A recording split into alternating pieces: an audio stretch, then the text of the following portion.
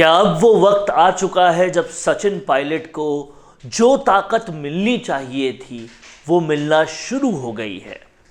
क्या अब वो वक्त आ चुका है जब आला कमान ने सचिन पायलट की बातों को समझ लिया है?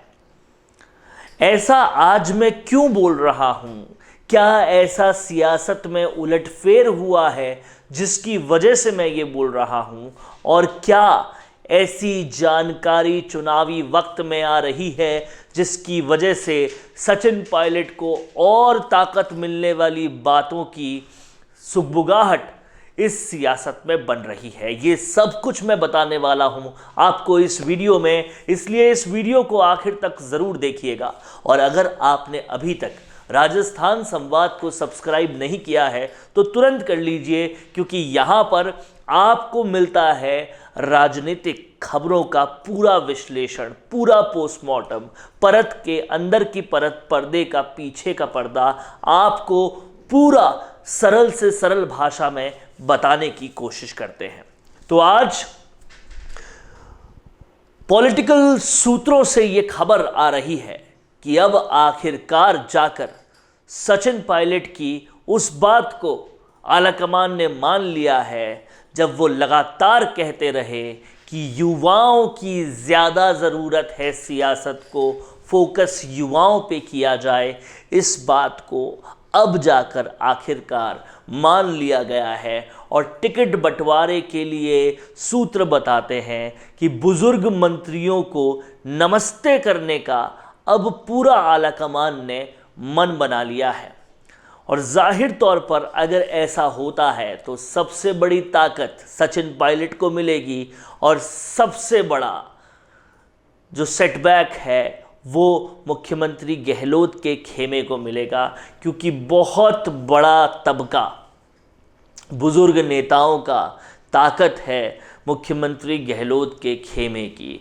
वो तमाम सारे लोगों को अब नमस्ते करने का वक्त आ गया है, ऐसा सूत्रों के हवाले से पता चल रहा है, जिनमें वो मंत्री शामिल हैं जो बीडी कल्ला और शांति धारीवाल सरीके हैं, जो मुख्यमंत्री गहलोत के सबसे करीबी मंत्रियों में से एक रहे हैं।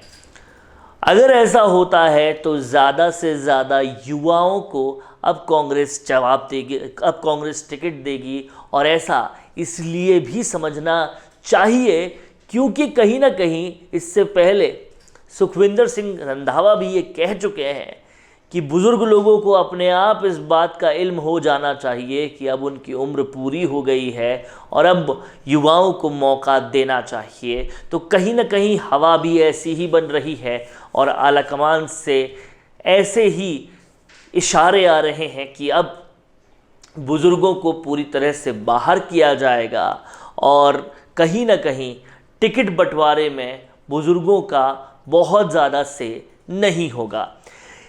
इससे एक और बात समझने वाली है जिसे हमें बहुत तरीके से समझना चाहिए। वो बात यह है कि कहीं ना कहीं जो चुनाव समिति बनी है, इस पूरी चुनाव समिति में चेयरमैन बनाया गया है गोगोई को, और ये तरुण गोगोई के बेटे हैं। इससे समझ ये आना चाहिए कि ये भी एक बेहद युवा चेहरे हैं और सचिन पायलट के दोस्त भी माने जाते हैं, राहुल गांधी के करीबी भी हैं। और युवा चेहरे को राजस्थान में चुनाव टिकट फाइनल करने की कमेटी की कमान देने का मतलब ही ये है कि अब युवा आने वाले हैं और युवाओं का सबसे ज़्यादा साथ, युवाओं को जो सबसे ज़्यादा नेता पसंद है या युवा जिस नेता को सबसे ज़्यादा फॉलो कर रहे हैं कांग्रेस में, ये कहने की ज़रूरत ही नहीं है, वो सचिन पायलट हैं।